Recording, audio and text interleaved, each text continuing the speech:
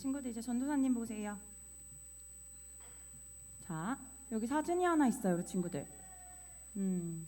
저 아이도 울고 사진에 있는 여인도 울고 있어요. 자, 우리 친구들 이 여인이 왜 울고 있을까요? 이 여인이 이 사람은요 너무 억울하고 너무 억울해서 먹지도 않고 이렇게 울기만 하고 있었다고 해요. 과연 무슨 일이 일어났는지 전도사님이랑 말씀 속으로 한번 들어가 볼게요. 자, 전도사님 보세요. 자, 친구들 여기에 엘가나라는 한 제사장이 있어요. 이 제사장한테는 두 아내가 있었는데 한 아내의 이름은 한나라는 이름을 가지고 있었고 한 아내의 이름은 분인나라는 사람이었어요.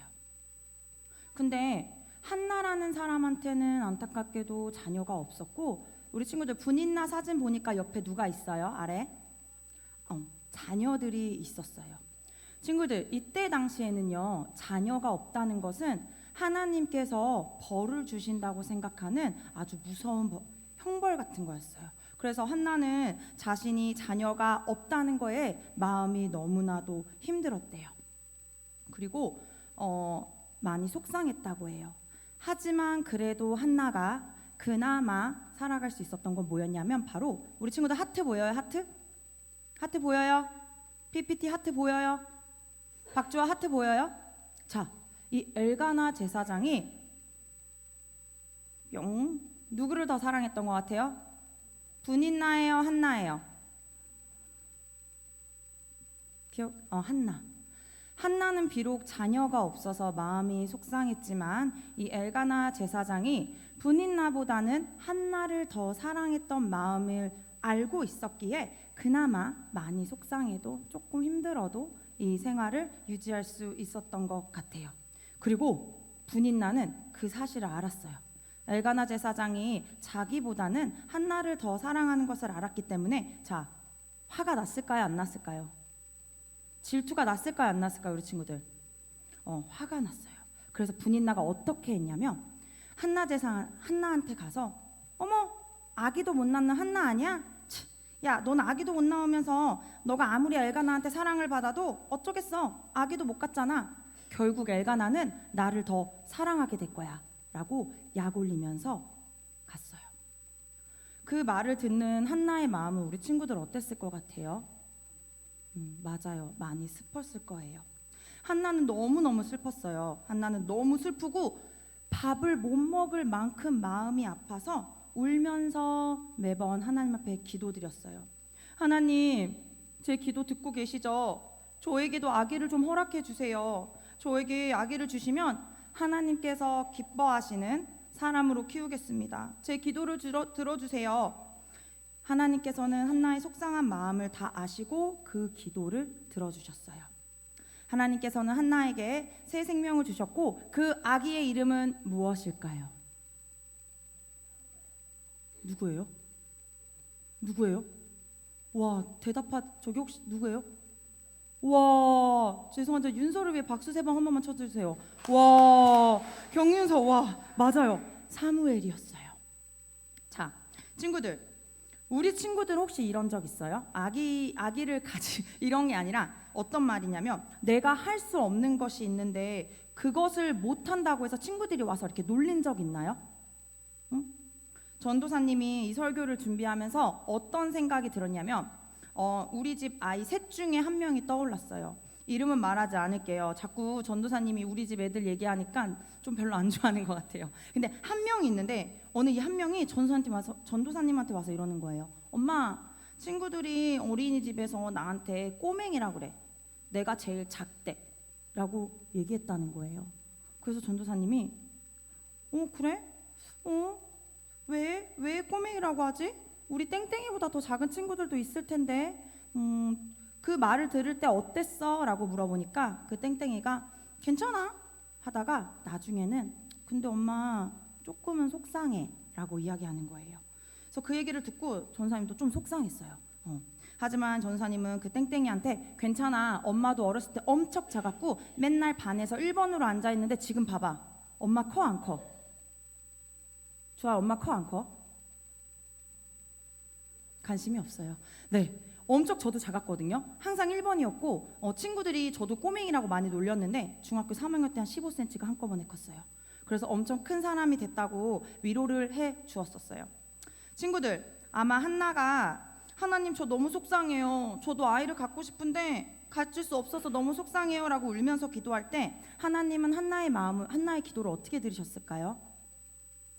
아마 전도사님이 그 땡땡이가 전도사님한테 와서 엄마 내가 제일 작는데 나보고 꼬맹이라 라고 했을 때 전도사님 엄청 속상했거든요. 그런 거와 같이 하나님도 그런 마음으로 한나의 기도를 들으셨을 것 같아요. 그래서 한나의 기도를 들어주시면서 그 한나의 마음을 위로해 주셨을 거예요. 친구들, 하나님은요 우리의 속상한 마음도 아시고 우리의 아픈 마음도 아시고 그 마음을 위로해 주실 수 있는 분이에요. 우리가 아프고 속상한 마음을 우리 집안의 땡땡이가 엄마한테 가서 이야기한 것처럼 우리 친구들도 하나님 앞에 나아가서 기도할 때 하나님께서는 우리 친구들의 마음을 아시고 우리의 마음을 위로해 주실 수 있는 분이라고 전도사님은 생각해요. 그래서 우리 친구들이 앞으로 속상하거나 억울하거나 해결되지 않아 괴로울 때 누구한테 나아가서 기도해야 돼요? 누구한테 나아가서 기도해야 돼요? 그럼 그 하나님이 우리 친구들을 위로해 주세요? 안 해주세요? 맞아요. 하나님께서는 우리 친구들을 위로해 주실 거예요. 그래서 슬플 때나 억울할 때나 내 힘으로 해결이 되지 않아 괴로울 때 하나님 앞에 나아가서 기도하는 우리 친구들이 되기를 축복합니다. 하나님의 은혜 시리즈, 오늘은 애통하는 자에게 주시는 하나님의 은혜로 말씀을 전하겠습니다. 한나라는 여인이 있었죠. 엘가나랑 결혼을 했었고 결혼해서 남편의 사랑을 많이 받고 살았습니다. 한나라는 이름의 뜻은 은혜라는 뜻입니다. 은혜, 한나, 은혜, 그레이스 같은 뜻입니다. 그래서 영어로 여자 아이들의 이름을 지을 때 선호하는 이름이 한나, 그레이스, 애나 다 같은 뜻입니다. 한나라는 뜻입니다. 은혜라는 뜻입니다. 뭐 해나라고 부르기도 하고 애나라고 부르기도 하고 한나라고 부르기도 하고 이제 8월 달에 저에게 오셔서 설교 한번 해주실 텐데 제가 예전에 담임 목사로 섬기셨던 성영경 목사님은 부인 이름이 그레이스고요, 막내딸 이름이 해나예요. 그러니까 그 집안에 그냥 여자들 이름이 은혜라는 이름으로 가득 차 있는 거죠. 근데 이 한나는 이름처럼 은혜만 있는 것은 아니었습니다. 부족함이 있었고 결핍이 있었고 그로 인해서 애통함이 있었습니다. 오늘 본문을 보면 아이를 낳지 못해서 애통했습니다. 고대 세계에서 여러분 아들을 낳는다는 것, 자식을 낳는다는 것, 특별히 아들을 낳는 의미가 좀 특별합니다. 지금이 아니라 고대 세계니까 우리 여자분들은 너무 속상하지 않으셨으면 좋겠습니다. 아들을 낳는다는 것은 먼저는 하나님의 축복입니다. 그 아버지의 이름의 후손으로서 그 가문의 대를 잇는 것이기 때문에 아들을 낳아야지만 하나님의 축복을 받았다라고 여겼습니다. 과거에 그랬다는 얘기입니다. 요즘은 아들 있는 엄마는 주방에서 일하다 돌아가시고 딸 있는 엄마는 비행기 타고 여행 다니시다가 돌아가신다는 말이 있듯이 딸이 더 이렇게 어머니를 잘 모시는 것 같아요. 뭐 그렇단 말입니다. 꼭 아들들이라고 또 뭐 그런 건 아니고. 그리고 둘째, 농경 사회에서 자식은 노동력 그 자체였습니다. 자식이 많을수록 일할 일꾼들이 많은 거예요. 그래서 자식을 낳은 것은 그 전통의 화살이 가득한 것 같다라는 시편의 표현처럼 용사가 전통의 화살이 가득한 것처럼 자식이 많은 것은 그 집안의 풍성한 것을 의미하는 것입니다. 그리고 마지막으로 자식은 노년의 부모를 봉양하는 부모의 노후 연금이었습니다. 지금은 뭐 꼭 그렇지도 않죠. 지금은 늙으신 부모님들이 자식 도와주는 경우도 많은데 전통적으로 또 과거에는 자식이 부모를 봉양을 했습니다. 이런 이유로 자식은 하나님의 축복이었고 아들을 낳는다는 것은 어머니에게 굉장히 중요한 일입니다.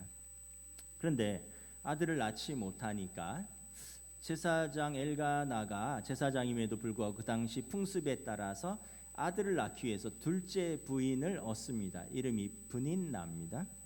그리고 브닌나는 아까 전사님이 이렇게 보여준 것처럼 아들만 낳은 게 아니라 여기 5절에 보면 그의 자녀들에게 4절에 보면 그래서 아들도 있고 딸도 있는 것으로 보입니다.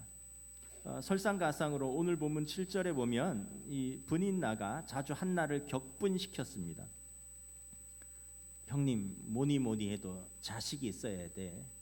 보세요, 저 남편이 애들 때문에 얼마나 기뻐하는가 보시라고. 그나저나 형님은 노년에 누구를 의지하고 살겠소? 응? 이러면서 브닌나가 한나를 격동시키는 것입니다. 그럴 때마다 한나는 자신이 더욱 초라해지고 마음이 슬프고 괴로워서 먹지도 않고 울고 슬퍼하는 날들이 많아졌습니다.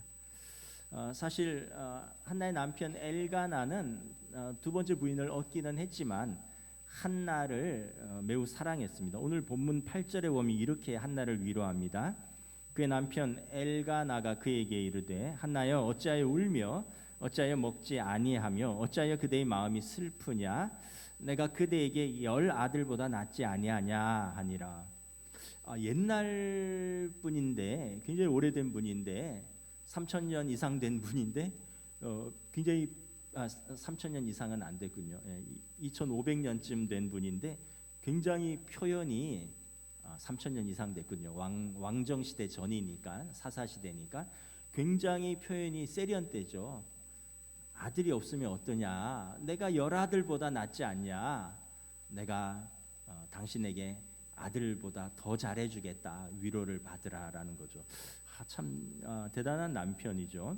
그리고 5절에 보면 한나에게는 아들을 못 낳으니까 섭섭할까봐 브닌나보다 생활비도 더 주고 옷도 더 사주고 교회 간다 그러면 헌금도 더 주고 그래서 갑절이나 한나에게 주었다. 그러니까 엘가나가 아내를 나름대로 배려하고 깊이 사랑하였던 것 같습니다. 근데도 한나는 이 모든 것이 별 위로가 되지 않았습니다. 잠깐 위로가 되다가도 깔깔거리는 애기들, 그 애들 때문에 남편이 웃는 걸 보고 또 분인나는 자기를 격동시키고 또 방에 혼자 돌아오면 외롭고 쓸쓸하고 그래서 제가 사무엘상 1장에서 한나를 묘사하는 단어들을 찾아봤는데 한 11개 정도의 형용사와 동사가 나옵니다. 격분하다, 괴로워하다, 울다, 먹지 아니하다, 슬프다, 마음이 괴롭다, 기도하고 통곡하다, 고통스럽다, 마음이 슬픈 여자라, 원통하다, 근심이 가득하다. 이게 1장에만 나오는 한나를 표현하는 이런 형용사와 동사들입니다. 얼마나 괴로웠는지를 이렇게 보여주죠. 이 마음이 괴롭고 슬픈 한나가 그러면 어떤 선택을 했을까? 오늘 본문 사무엘상 1장 10절입니다. 우리 함께 봉독하도록 하겠습니다. 시작. 한나가 마음이 괴로워서 여호와께 기도하고 통곡하며. 한나는 괴로움과 이 고통의 문제를 하나님께 가져가는 믿음이 있었습니다. 여러분 마음이 슬프고 괴로울 때 어떤 선택을 하십니까? 어떤 분들은 다른 분들을 이야기하는 겁니다. 어떤 분들은 술을 마실 겁니다. 술을 마시면서 좀 알코올에 의지해서 괴로움을 잊어보려고. 잠깐 잊을 수는 있지만 깨어나면 또 괴로움이 그대로 있죠. 어떤 분들은 사람을 찾아갈 겁니다. 친한 사람, 또 나를 위로해 줄 사람을 찾아가서 그 사람한테 털어놓고 그 사람에게 울고 그 사람이 위로해 주고 공감해 줄 수는 있지만 문제 자체를 해결해 줄 수는 없거든요. 그도 사람이고 결국은 궁극적인 위로까지는 되지 않을 것입니다. 과거에 우리 어머니들이 괴로우면 어디 가서 울었습니까? 교회에 가서 울었어요. 저 사진 보시면 옛날 우리 권사님들, 집사님들은 옛날 그 교회 자부동이라 그러죠. 이렇게 방석 놓고 거기서 아기 업고 가서 울면서 기도했습니다. 남편 때문에 울고 가난해서 울고 서러워서 울고 울 일이 많았는데 애는 누가 봐요? 애는 업고 가서 울고 이제 보면은 막내는 엎혀 있고 큰애는 천진난만하게 엄마 앞에 앉아 있고 엄마는 하나님 앞에 무릎 꿇고 울고 있고. 과거에 우리 부모님 세대는 교회당에만 모이면 울었습니다. 전쟁 후에 고향 산천을 등지고 많은 분들이 교회당에 모이면 그 슬픔과 서러움을 풀어놓을 곳이 없어서 울었습니다. 찬송하면서 울고 기도하면서 울고 새벽 기도하면서 울고 철야 기도하면서 울고 서로 붙들고 울고. 우리 부모 세대는 그 울면서 기도했고 주님의 위로와 그 힘으로 살았습니다. 김환영 시인의 울꽃이라는 시가 있습니다. 제가 한번 읽어드릴게요. 할머니와 손자의 대화 같아요. 할머니 어디 가요? 예배당 간다. 근데 왜 울면서 가요? 울려고 간다. 왜 예배당 가서 울어요? 울 데가 없다. 여러분, 제가 어머니로 바꿔서 물어보면 우리 어머니들 한번 그 대답해 보세요. 어머니 어디 가요? 근데 왜 울면서 가요? 왜 예배당 가서 울어요? 자, 우리 권사님들만 해보겠습니다. 권사님 어디 가요? 근데 왜 울면서 가요? 왜 예배당 가서 울어요? 이게 우리 부모님들의, 우리 권사님들의 신앙생활할 때 그 솔직한 모습이었던 것입니다. 어쩌면 우는 것은 인생의 본연의 자세입니다. 이 땅에서 눈물 없이 볼 수 없는 것이 하나도 없습니다. 울 때는 울어야 됩니다. 근데 어디 가서 울라고요? 사람 앞에 가서 우는 거 한계가 있어요. 여러분, 하나님 앞에 가서 우는 겁니다. 하나님 앞에 가서 우리의 마음을 기도로 쏟아 놓는 것입니다. 그래서 기도는 성도의 몸부림입니다. 히브리서 4장 16절 함께 봉독합니다. 시작. 그러므로 우리는 긍휼하심을 받고 때를 따라 돕는 은혜를 얻기 위하여 은혜의 보좌 앞으로 담대히 나아갈 것이니라. 긍휼하심을 받고는 불쌍히 여기신다는 거예요. 우리를 불쌍히 여기시고 우리를 때를 따라 돕기 원하시는 그 은혜를 얻기 위하여 하나님의 은혜의 보좌 앞으로 성전으로 나아가 기도하라는 것입니다. 한나는 아주 비장하게 기도하는데 한나의 기도는 서원 기도입니다. 서원 기도는 하나님 앞에 작정하고 약속하는 기도입니다. 사무엘상 1장 10절부터 11절 한나의 기도 함께 읽습니다. 시작. 한나가 마음이 괴로워서 여호와께 기도하고 통곡하며 서원하여 이르되 만군의 여호와여, 만일 주의 여종의 고통을 돌보시고 나를 기억하사 주의 여종을 잊지 아니하시고 주의 여종에게 아들을 주시면 내가 그의 평생에 그를 여호와께 드리고 삭도를 그의 머리에 대지 아니하겠나이다. 한나가 하나님 나를 기억하시고 나에게 아들을 주시면 그의 머리에 삭도를 대지 않겠습니다. 나시린이라는 서원인데 나시린의 서원은 그의 아들을 하나님께 온전히 드리는 것입니다. 삼손처럼 또 이 사무엘 같은 사람들을 나시린이라고 하는 것입니다. 하나님께 평생 헌신하는 사람 아들로 드리겠습니다. 그러니 하나님 나를 기억하시고 내 고통과 내 눈물을 보시고 나의 기도를 들어주시옵소서 기도하는 거예요. 여러분, 세 종류의 눈물이 있습니다. 인생을 살면서 제가 느끼기에 그렇습니다. 세 종류의 눈물이 있습니다. 하나는 자신을 위하여 흘리는 눈물입니다. 우리 중에 한 번도 눈물을 흘리지 않고 세상을 살아보신 분이 있을까요? 저는 없다고 생각합니다. 오늘 본문에 보면 한나도 좋은 남편 만나서 사랑받았지만 자식이 없어서 울었어요. 그렇습니다. 어떤 분들은 가정은 화목한데 경제적으로 어려워서 눈물을 흘립니다. 가정도 화목하고 경제적으로 또 넉넉한데 자식이 속을 썩여서 자식 때문에 눈물 짓는 부모도 있습니다. 가정 부부도 관계도 화목하고 경제적으로 넉넉하고 자식도 잘 됐는데 본인이 건강이 약해서 맨날 아파서 우는 분도 있어요. 그럼 부부도 화목하고 자식도 말 잘 듣고 경제적으로도 넉넉하고 몸도 건강하면 어때요? 주변에서 그렇게 시기 질투가 많고요. 그렇게 주변에서 괴롭게 하고 힘들게 하는 사람들이 많아요. 하여간 세상에 우리 문제는 삶에 문제 없고 고난 없고 눈물 없는 사람이 하나도 없습니다. 그래서 위대한 설교자 스펄전 목사님은 이런 말을 했습니다.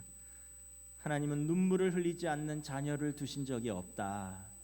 하나님은 죄가 없는 자녀는 두셨지만, 예수님이죠. 죄 없는 분 한 분, 죄가 없는 자녀는 두셨지만 눈물 없는 자녀를 두신 일이 없다. 예수님도 이 땅에 오셔서 그렇게 우셨습니다. 예루살렘을 향하여 암탉이 그 새끼를 품는 것처럼 우셨고, 무리들을 보시고 그들을 불쌍히 여기셔서 우셨고, 나사로의 집에 가서 나사로가 죽은 것을 보시고 민망히 여기사 우셨고, 십자가에서 그 자기를 향하여 울고 있는 여인들에게 가서 너와 내 자녀들을 위하여 울라라고 말하면서 우셨습니다. 우리 예수님도, 죄 없으신 예수님도, 하나님의 아들도 세상에 계신 동안 계속 눈물을 흘리셨어요. 하나님 자녀에게 눈물을 흘리지 않는 자녀는 없다라는 거예요. 사실 우리가 살아있다는 것은 고통을 느낄 수 있다라는 뜻입니다. 우리의 감각이 살아있어서 고통을 느낄 수 있다라는 거예요. 여러분 당장 아파 보세요. 또 누가 나를 발로 차 보세요. 내 감각이 그것을 느끼고 아파합니다. 이게 육체적 고통을 느끼는 것입니다. 근데 육체적 고통은 약을 먹으면 금방 가라앉기도 하고요. 또 증상이 사라지면 없어집니다. 더 아픈 건 뭐냐 하면 마음의 고통이에요. 정신적 고통이에요. 인간은 의식이라는 것이 있습니다. 이성이라는 것이 있어서 어떤 상황 속에서 이것을 고통으로 받아들입니다. 우리의 삶에서 일어나는 결핍, 상실, 거절감. 학생이 대학을 떨어지면 고통스러워요. 연인에게 거절당하면 고통스러워요. 회사에 원서를 냈는데 연락이 안 오면 고통스러워요. 이런 결핍, 상실, 거절감. 놀라운 것은 우리의 육체와 우리의 정신이 연결되어 있다는 거예요. 몸이 아프면 마음도 같이 아파집니다. 여러분 오래 아프신 분 중에 마음도 같이 병들 수 있습니다. 또 정신이 아프고 마음이 병들면 몸도 같이 증상이 따라와요. 왜냐하면 마음이 아프면 몸도 아파져요. 두통이 온다거나 소화가 안 된다거나 잠을 못 이룬다거나 마음의 근심과 염려와 걱정과 고통이 몸으로 이렇게 같이 오는 것입니다. 왜냐하면 우리는 육체와 정신이 분리되지 않은 전인적인 존재이기 때문에 그렇습니다. 그래서 모든 피조물은 태어나면서부터 고통을 겪고 고통을 가하면서 살아가다가 고통 속에 죽어가는 것입니다. 그래서 우는 것은 인생의 본연의 모습입니다. 우리는 울면서 태어나고 울면서 살아가는 것입니다. 그래서 울 때는 울어도 괜찮습니다. 또 어떤 눈물이 있습니까? 부모의 눈물이 있습니다. 부모가 자녀를 위하여 흘리는 눈물입니다. 저는 사람이 독해서 자기 문제에는 울지 않는 사람을 봤어요. 근데 자식 문제에는 부모는 언제나 웁니다. 자기는 견디고 자기 문제는 견디고 참고 극복해도 자식이 그 상황을 맞이하면 이건 어떻게 도와도 해결해 줄 수 없고, 그러니까 부모는 울 수밖에 없어요. 자기 문제는 믿음이 없어서 기도를 안 하는데 자식이 아프면 기도 안 하는 부모가 없어요. 작은 믿음이 자식이 아프거나 자식이 문제가 봉착하면 어느 부모든 다 무릎을 꿇습니다. 그러니까 이것은 깊은 곳에서부터 터져 나오는 눈물이고 기도인 부모에게 주시는 하나님의 은혜이면서 부모에게 주신 하나님의 특별한 선물인 것입니다. 그래서 우리가 참 부모로서 이건 부모가 돼 봐야지만 느낄 수 있는 터져 나오는 눈물, 부모가 되어야지만 무릎 꿇을 수 있는 기도가 있습니다. 이게 어떻게 돈으로 도와줄 수는 있지만 온전히 그의 병이나 그의 가정의 아픔이나 그의 인생의 아픔까지 부모가 다 도울 수는 없거든요. 그래서 부모는 내가 아픈 것보다 자녀가 아플 때 더 아파서 눈물을 흘립니다.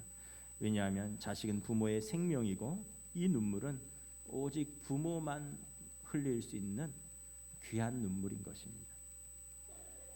세 번째는 회개의 눈물입니다.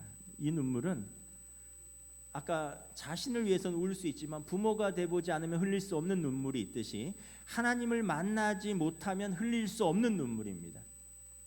이건 나의 죄를 깨닫고 영적으로 애통하여 슬퍼서 흘리는 눈물입니다. 이것은 내 영의 깊은 곳에서 흘리는 눈물입니다. 이것은 하나님을 만나고 그래서 자신이 죄인임을 깨닫고 자신을 용서하시는 예수님의 십자가의 사랑과 그 감격과 그 은혜에 감격하여 흘리는 눈물입니다. 그리고 자신의 죄 때문에 아파하면서 그 죄 때문에 하나님이 염려하실 것, 하나님이 근심하는 것을 싫어하는 거룩한 눈물인 것입니다. 뭐 옛날 얘기해서 자꾸 죄송하지만 중고등학교 때 수련회라든가 부흥회 가면, 또 청년 때 수련회나 부흥회 때 얼마나 울면서 기도했는지 모릅니다. 지금 생각하면 중고등학교 때 내가 무슨 죄를 그렇게 지었다고 그렇게 울면서 기도했을까? 근데 정말 부흥회나 수련회 끝나면 밤새도록 그냥 엉엉 울면서 기도했던 기도의 추억들이 있습니다. 대학 다닐 때는 금식하면서 몇 날 며칠을 금식하면서 기도하고 내가 죄인인 것을 가슴을 치면서 울고, 하나님의 은혜가 커서 울고, 그리고 하나님 나를 사랑하신 거에 대해서 감격해서 울고, 그래서 그런 것들이 저를 지금의 목사로 이끌었는지 모르겠습니다. 제가 아는 어떤 분은 비 오는 날 올림픽대로를 운전해서 가는데 찬양과 말씀을 운전하면서 들었던 것 같아요. 근데 기도의 영이 임했습니다. 그래서 더 이상 눈물이 앞을 가려서 운전을 할 수가 없어서 올림픽대로의 길가에 차를 세우고 엉엉 우는데, 밖에는 창밖에서 쏟아지는, 지금 장마철처럼 비가 엄청 쏟아지는데 창밖에 내리는 비와 자기 마음에서 깊은 곳에서 흘러나오는 눈물이 막 합쳐져서, 다행히 차들이 지나가면서 쳐다보지는 않고 비가 내리니까 마음껏 울고, 그래서 하나님 앞에서 마음을 찢고 후련하고 시원하게 다시 운전을 하고 갔다는 그런 이야기를 들은 적도 있습니다. 이 눈물은 영적인 눈물이요 거룩한 눈물이고 하나님을 만난 자만이 흘리는 눈물입니다. 성경에 나오는 많은 인물들이 분명히 이 눈물의 은혜를 알고 있었고, 특별히 시편 51편 같은 경우 다윗은 왕이지만 자기 죄로 인하여 상하고 통회하는 마음으로, 찢어진 마음으로 회개의 눈물의 기도를 드립니다. 우리 시편 51편 다윗의 눈물의 기도인데 함께 읽도록 하겠습니다. 하나님이여, 주의 인자를 따라 내게 은혜를 베푸시며 주의 많은 긍휼을 따라 내 죄악을 지워주소서. 나의 죄악을 말갛게 씻으시며 나의 죄를 깨끗이 제하소서. 무릇 나는 내 죄가를 아오니 내 죄가 항상 내 앞에 있나이다. 주의 얼굴을 내 죄에서 내 모든 죄악을 지워주소서. 하나님이여, 내 속에 정한 마음을 창조하시고 내 안에 정직한 영을 새롭게 하소서.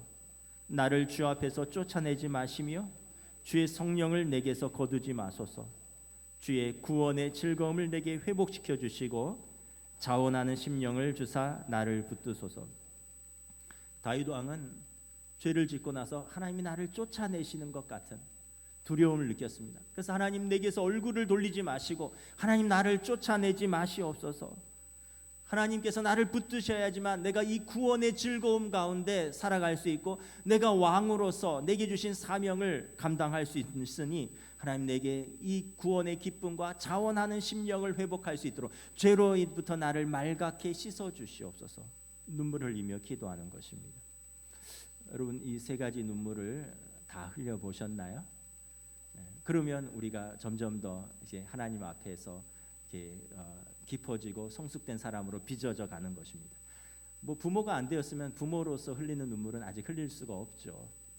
또 우리가 예수님을 인격적으로 만나지 않으면, 예수님의 십자가의 사랑을 우리가 깊이 깨닫지 않으면 이 눈물은 흘릴 수 없는 것입니다. 자, 여러분, 애통한 자에게 그럼 하나님이 어떤 은혜를 주십니까? 먼저 긍휼히 여기십니다. 불쌍히 여기십니다. 하나님께서 자기 백성이 눈물 흘리는데 외면하지 않으셔요. 왜냐하면 하나님께서 그 상하고 통회하는 마음을 멸시하지 않겠다라고 말씀하셨습니다. 시편 56편 8절에 보면, 하나님이여, 나의 눈물을 주의 병에 담으소서. 우리가 눈물 흘리면 우리의 눈물을 주님의 병에 담으신다는 거예요. 여러분, 어느 부모가 자녀가 울면 부모도 슬프지 않겠어요? 그러니까 자녀의 눈물을 부모가 다 기억한다는 거예요. 우리가 하나님의 자녀로서 하나님 앞에서 눈물 흘리고 울면 하나님께서 우리의 눈물을 보시고 기억하시고 우리의 눈물을 주의 병에 담으신다는 것입니다. 우리가 울 때 자녀에게 주목하신다는 것입니다. 어느 날 한나가 성전에서 기도하며 울고 있는데 엘리 제사장이 와서 묻습니다. 뭐 이렇게 중얼중얼하면서 울고 있느냐, 술 취했냐? 그랬더니 한나가 대낮부터 술 취하는 사람이 어디 있겠습니까? 마음이 너무 괴롭고 원통하고 격분됨이 많기 때문입니다. 여호와 앞에서 내 심정을 토로한 것입니다. 그랬더니 엘리 제사장이 이렇게 말합니다. 평안히 가라. 이스라엘의 하나님이 내가 기도하여 구한 것을 허락하시기를 원하노라. 여러분, 우리가 울면 하나님께서 우리의 눈물을 닦아주시고 또 우리를 평안 가운데 위로하여 주실 줄을 믿습니다. 제가 우리 신대원에서 동기 목사님이 이렇게 저희 신학교 공부할 때 이렇게 기도하고 말씀을 나누는 과정에서 이분이 굉장히 개인적으로 어려움이 많았어요. 어려서 부모에게 버림받고 혼자서 공부하고 혼자서 돈 벌고 얼마나 서러웠던지 신학교에 왔는데 결혼은 내가 할 수 있는가? 신학교에 왔는데 하나님이 나를 사랑한다고 부르신 것 같은데 내가 여기서 무슨 사역이나 할 수 있을까? 기도하는데 너무 슬퍼서 이렇게 기도만 하면 이렇게 우는 거예요. 근데 갑자기 기도하는 어느 순간 누군가 자기를 물끄러미 쳐다보는 것 같으래요. 그래서 이렇게 얼굴을 들어서 그 길을 보니까 이제 기도 중에 그분의 경험입니다. 그분의 경험이니까 누구도 판단할 수 없어요. 예수님께서 인자한 얼굴로 쳐다보시면서 그렇게 물으시더래요. 딸아, 왜 울고 있느냐? 그랬더니 난 부모도 없고요, 혼자고요, 몸도 아프고요, 돈도 없고요, 결혼도 할 수 있을까요? 하나님 나를 신학교에 부르셨는데 내가 사역을 할 수 있을까요? 그랬더니 예수님이 그러시더래요. 하나님 아버지가 계시잖아. 육신의 아버지는 없지만 하나님 아버지가 계시잖아. 그리고 내가 너와 지금 함께 하잖아. 딸아, 힘내라. 그리고 그 다음부터 그 전도사님이 기도하면 더 이상 눈물이 안 나더래요. 왜냐하면 나에게 아버지가 계시구나. 임마누엘 되신 예수님이 내 기도에 들으시는구나. 그래서 오늘 본문 1장 18절에 보면 한나가 기도 이후에 당신의 요정이 당신께 은혜 입기를 원하나이다 하고 물러가는데 가서 먹고 얼굴에 다시는 근심빛이 없더라. 하나님의 기도가 자신의 기도가 하나님께 연락되었다는 것을 알고는 더 이상 근심하지 아니하였더라. 하나님께서 그를 위로하시는 것입니다. 여러분, 애통하는 자는 복이 있나니 예수님께서 말씀하셨습니다. 그들이 위로를 받을 것입니다. 하나님의 자녀가 애통하면 아버지 하나님께서 자녀를 위로해 주십니다. 또 어떤 은혜가 있습니까? 위로만 해주시는 것이 아니라 우리의 기도에 응답을 해주셔요. 사무엘상 1장 20절에 보면 한나에게 그토록 원하는 아들을 주십니다. 여러분, 우리가 여기서 다시 한번 깨닫는 게 뭐예요? 자녀는 부모의 기도의 열매다라는 거예요. 내 기도의 열매가 내 자녀구나. 그래서 한나는 태어난 아들의 이름을 사무엘이라고 짓습니다. 사무엘. 영어 이름으로 세뮤얼이죠. 샘이라고 부르는데 다 같은 이름입니다. 샘, 세뮤얼, 사무엘. 뜻이 뭐냐면 하나님이 나의 간구를 들으셨다. 그래서 영어 이름 중에 아까 여자 이름은 한나가 많다 그랬잖아요. 한나, 해나, 에나. 남자 이름은 샘이 많습니다. 샘, 세뮤얼. 하나님이 나의 기도를 들으셨다. 그리고 그 이름을 사무엘이라 지었는데 우리가 잘 아는 이스라엘의 그 위대한 사사이자 위대한 선지자, 자그마치 이스라엘의 초대왕 사울을 기름 붓고 그를 폐하했으며 다윗을 기름 부어서 왕으로 세우신 전무후무한 선지자, 전무후무한 이스라엘의 마지막 사사, 이스라엘의 두 왕을 세운 그 거룩한 제사장 사무엘이 그 한나의 어머니의 눈물의 기도의 아들인 것입니다. 한 아이의 생명이 어떻게 시작되는가? 탈무드에 나오는 유대인들의 오래된 가르침입니다. 그냥 유대인들의 가르침이니까 그냥 이해를 하시면 되겠어요. 한 아이의 생명은 어떻게 탄생되냐면 하나님의 영, 루아흐라고 하는데 한 신령한 영이 대기하다가 구프라고 하는 육신이란 뜻입니다. 육신과 만나서 그 영이 육신을 입습니다. 성육신하여 한 인간이 영혼을 입고 육신으로 태어나는 것이다라고 히브리인들은 생각을 합니다. 그런데 그 육체와 구프와 결합하기 전까지 그 영이 어디에 대기하느냐? 하나님의 임재 안에 대기하는데, 그러다가 그 영혼이 세상에 태어날 차례가 되면 하나님께서 적절한 곳에 그 영을 그 구프에게 보내주시고 그 영과 육신이 결합하여 아이가 태어난다는 것입니다. 여러분, 이 유대인들의 전통적인 가르침을 오늘 본문의 한나의 기도에 접목하면 이렇습니다. 엘리 제사장은 늙었고요, 그의 아들들은 악하였습니다. 그래서 하나님께서 보시기에 이스라엘의 사사와 제사장이 될 자격이 없었습니다. 그래서 하나님께서 그 영적으로 어두운 시대에 하나님의 거룩한 제사장이요 이스라엘의 사사를 보내실 한 영을 준비하셨고 그가 하나님의 임재 안에 대기하셨는데, 한나가 기도한 것입니다. 하나님, 내게 아들을 주시면 내가 그 아들을 하나님께 드려서 그 아들이 평생 하나님을 헌신하고 그 아들이 하나님께서 주신 이 나라와 이 백성을 섬기도록 그 아들을 하나님께 드리겠습니다. 하나님께서 그렇다면 그 영을 한나에게 보내라. 하나님의 임재 속에서 대기하고 하나님이 준비하셨던 그 영을 한나에게 보내신 것입니다. 이스라엘의 사사를 저 여인에게 보내거라. 만일 유대인들의 이 전통에 의하면 만일 한나가 기도하지 않았다면 사무엘은 기도하는 거룩한 다른 어머니의 집안에서 태어날 것입니다. 그러나 그 순간 한나가 기도했기에 하나님께서 그 영을 하나님의 집에 보내주신 것입니다. 그래서 여러분, 자녀가 부모의 기도의 열매이고요, 자녀는 하나님께서 주신 그 가정의 선물입니다. 그래서 자녀는 부모의 기쁨과 위로입니다. 물론 제가 볼 때는 한 7살 이내까지, 자기 자아가 커지기 전까지 자녀들은 하나님이 주신 선물이요 기쁨이요 하나님의 위로고, 자아가 슬슬 들어오면 부모의 근심이 되기도 하고, 그런데 그래서 우리가 자녀는 부모의 기도의 열매요 하나님의 선물이요 그리고 부모의 위로와 기쁨으로 그 가정에 주신 하나님의 선물이라는 것을 알 수 있습니다. 그래서 부모는 자녀를 기도하면서 낳아야 하고요, 자녀를 기도하면서 양육해야 되고, 그리고 하나님의 뜻대로 돌려드려야 되는 사명을 가진 것입니다. 말씀을 마치겠습니다. 애통하는 자에게 주신 하나님의 위로와 은혜, 마음이 원통하고 슬픈 한나를, 남편이 위로할 수 없었던 그 한나를 하나님께서 친히 위로하여 주십니다. 그러기 위해서 어떠한 상황에서든지 은혜의 보좌 앞으로 우리를 긍휼히 여기시고 때를 따라 도우시는 은혜의 보좌 앞으로 담대히 믿음으로 나아가시는 저와 여러분 되시기를 우리 주님의 이름으로 축복합니다. 찬양하시겠습니다.